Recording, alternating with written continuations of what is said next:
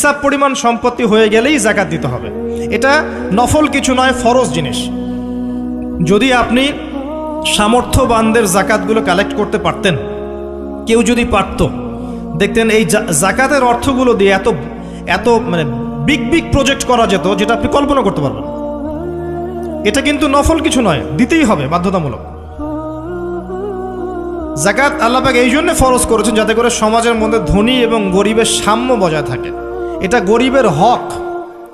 যাদের উপর জাকাত ফরজ হয়েছে তারপরেও জাকাত দিচ্ছে না, এদের সম্পত্তিগুলোকে আল্লাহ পাক কিয়ামতের দিন গলাবেন, মানে ধাতুতে পরিণত করে গলাবেন, গলিয়ে কপালে, গালে, পিঠে, চেহারায় লেপটে দিবেন। বলেন নাউজুবিল্লাহ।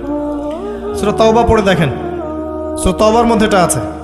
সম্পত্তি গলানো হবে, গলে একটা সোনা, তামা, ব্রোঞ্জ এগুলো গলালে কেমন হবে? এগুলো উত্তপ্ত করে যদি গায়ে লাগিয়ে দেওয়া হয় কেমন শাস্তি হবে? বলা হবে এটাই সেই তোমার সম্পদ যা তুমি সঞ্চয় করেছিলে, আজকে এটা আযাব ভোগ করো।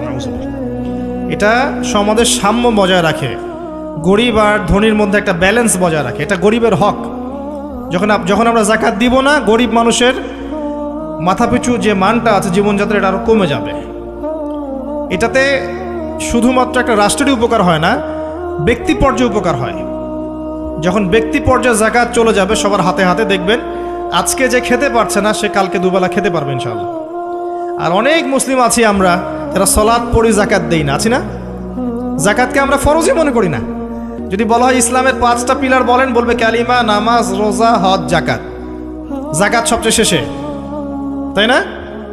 জাকাতকে পাঠাইছে সবচেয়ে শেষে, অথচ আল্লাহ বলেছেন কালিমা, তারপরে সালাত, তারপরে জাকাত, তারপরে সওম, তারপরে হজ।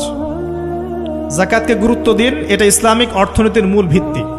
জাকাতের উপরে আল্লামা তকি উসমানী শাইখের একটা বই আছে, এই বইটা পড়তে পারেন, অত্যন্ত চমৎকার। জাকাত নিয়ে বিস্তারিত আলোচনা করা হয়েছে এবং জাকাত কিভাবে মানবতার উপকার করবে এটা বলা আছে। আজকে এটা টপিক না, আমি না হলে অনেক লম্বা কথা বলতে পারতাম। আল্লাহ পাক আমাদের সবাইকে জাকাত দেওয়ার তৌফিক দান করুন, আমিন।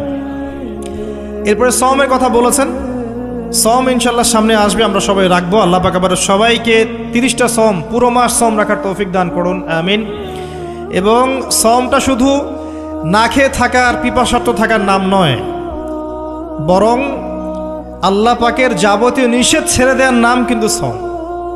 এটা একটা হিজরত, মানে আল্লাহ পাক যত বিষয় নিষেধ করেছেন এগুলোকে ছেড়ে দেওয়ার নাম কিন্তু রোজা বা সওম। শুধু না খেয়ে থাকার নাম সওম নয়। না খেয়ে থেকে কেউ যদি গালি দেয়, গীবত করে, সুদ খায়, জিনা করে, তার কি রোজা হবে? হবে না। আল্লাহ পাকের নিষেধগুলো বর্জন করলে পরে রোজা হবে ইনশাল্লাহ। এর উদ্দেশ্য কি? তাকওয়া অবলম্বন করা। কুতিবা আলাইকুমুস সিয়াম কামা কুতিবা আলাল্লাযিনা মিন ক্বাবলিকুম লাআল্লাকুম তাত্তাকুন। উদ্দেশ্যটা কি? লাআল্লাকুম তাত্তাকুন। আল্লাহ পাকের নিষেধ না ছাড়লে কি কেউ তাকওয়া অবলম্বন করতে পারবে?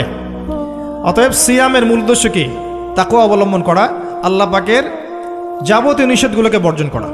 আল্লাহ পাক আমাদেরকে সিয়াম রাখার মতো রাখার তৌফিক দান করুন। রমজান মাসে আমরা ইফতার করাবো বেশি বেশি ইনশাআল্লাহ। বেশি বেশি মানুষকে ইফতার করাবেন, বেশি বেশি নফল দান সাদাকা করবেন, জাকাতগুলো দিয়ে দিবেন। রমজান মাসে কিয়ামুল লাইল করবেন, তারাবির নামাজ সুন্দর করে লম্বা করে পড়বেন। রাকাত সংখ্যা নিয়ে ঝগড়া করেন না। আমরা যে কাজগুলো করি ঝগড়াটা বেশি করি।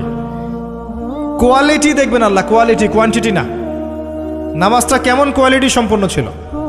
এবং এই রমজান মাসের সবচেয়ে বেস্ট নিয়ামা হচ্ছে কোরআন।